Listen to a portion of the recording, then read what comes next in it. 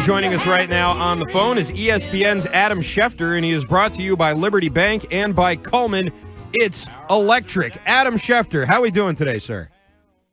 Christian, Andy, happy holidays to you and to everybody in the Massachusetts area. Well, thank you very much. It's right back at you there, sir, and I'm going to be nice to you because I see what you do to people who come after you on Twitter, as we learned from Doug Gottlieb and Wisconsin. And by the way, tough loss for them to Michigan Tech last night. Do you have any follow-up on that you want to sort of put out there while we have you?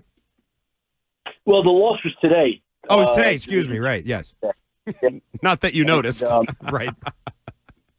I had some people text it to me, but, Doug's radio producer reached out to me yesterday to see if I wanted to go on his radio show last night, which I declined to do. And then he texted me later in the day, and we exchanged some words afterwards. He apologized. I told him that, I shouldn't have gotten to that, and we move on with the lines of communication open, that next time that he has any issue, he knows where to find me. And if he wants to take exception to something I say, then he can call me anytime, and then I won't volley back at him. Do you enjoy dunking on people on Twitter like that, Schefter? Because I do. I mean, I don't get to do it very often, but it's a good feeling when you know that you landed a solid blow like that, right? No, I really don't. In fact, I am, I think by my own mission, one of the more restrained people on Twitter. I don't ever engage. I don't say I don't ever, because I did it the other night, but I rarely engage. Rarely. It's not something that I like to do, enjoy to do, prefer to do. But every now and then it happens, if it's justified or warranted. And I truly try to almost never do it, but it's there if needed. And it was there that night. And I felt like it was the appropriate reaction, as did a number of people who texted me since then.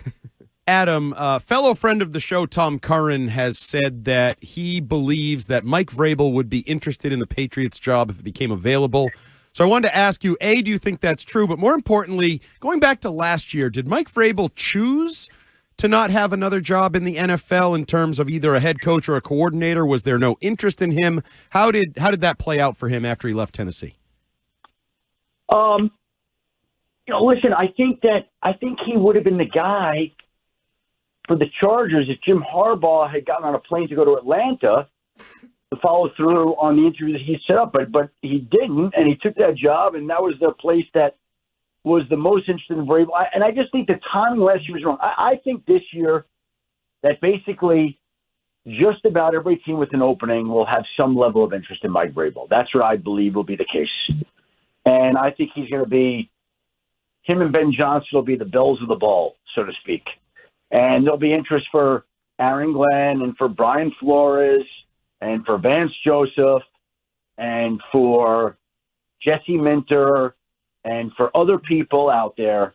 But I just think that Vrabel and Ben Johnson are going to command the highest level of interest.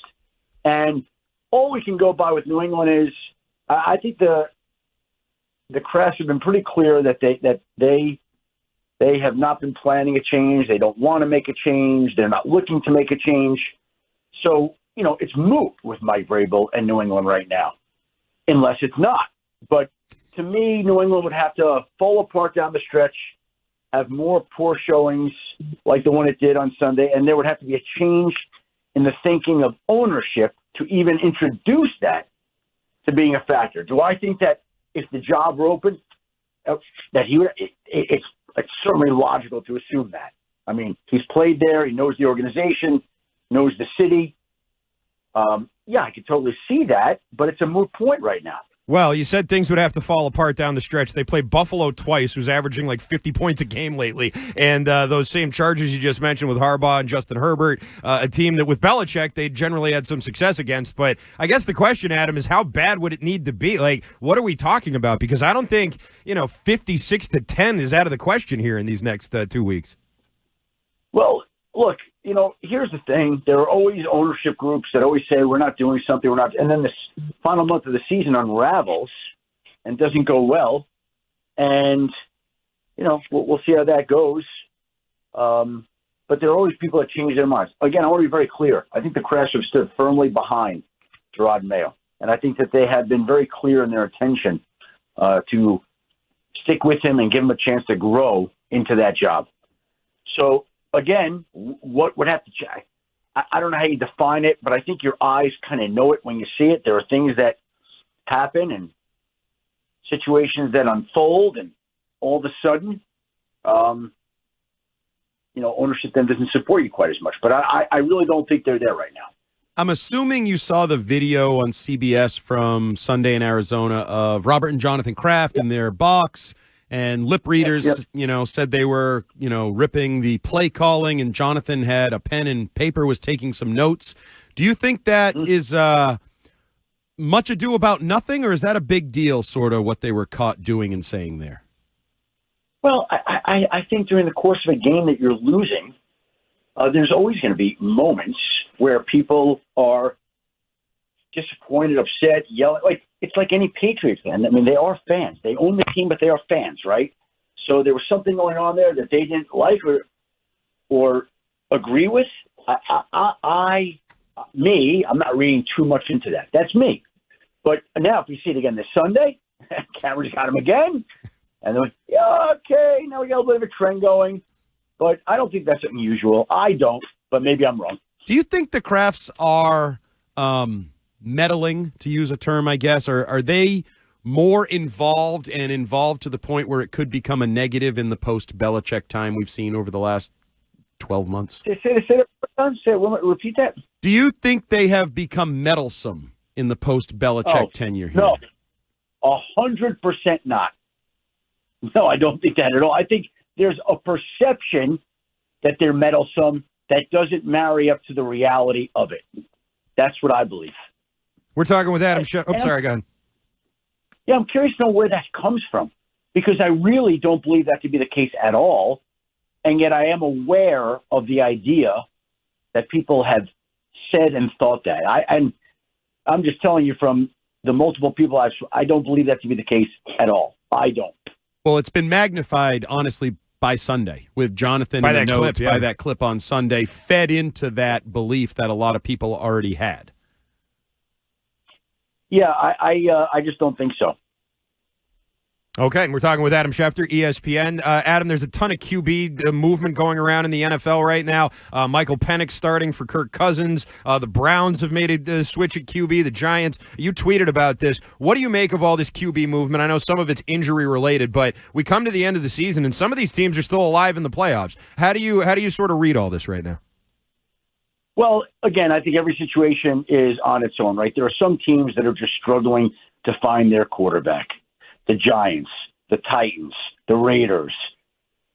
There are some teams that have injuries, right? Like the Saints. The Falcons one is on its own right now. Here's a team that essentially is probably going to wind up paying Kirk Cousins $90 million to play 14 games.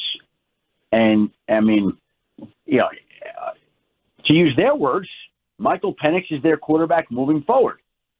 So if Michael Penix is their quarterback moving forward, that means that Kirk Cousins is not their quarterback moving forward. And if he's not their quarterback moving forward, it means that it's time to move on from him. And if it means it's time to move on from him, that means he will have collected $90 million from 14 games.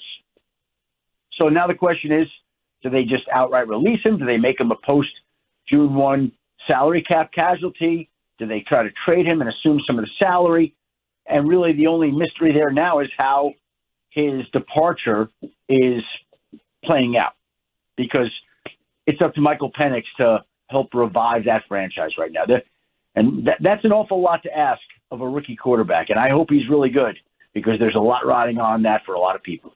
Adam, Jerod Mayo's need to walk back comments on Monday after things he says in post-game press conferences has kind of become a thing around here. Honestly, it's become a thing for our radio station.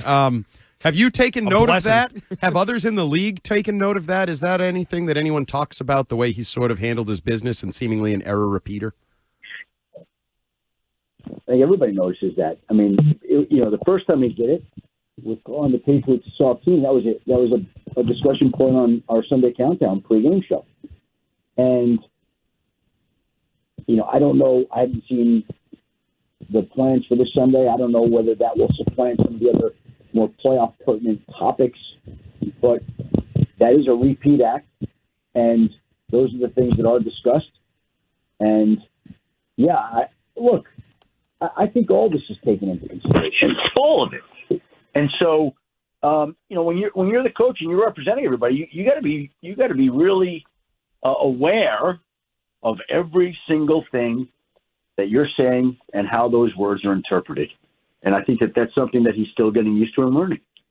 All right, that's the voice of Adam Schefter. If you missed any of it, you can check it out on Odyssey app, WEEI Afternoons. Adam Schefter, thanks so much for the time today. We appreciate it. Hey, Chris Andy, Merry Christmas and Happy Holidays to everybody. Right back at you, Same buddy. to you. That's Adam Schefter, ESPN, joining us here on WEEI Afternoons. Again, if you missed any of it, subscribe to WEEI Afternoons on the Odyssey app or wherever it is that you find your podcast.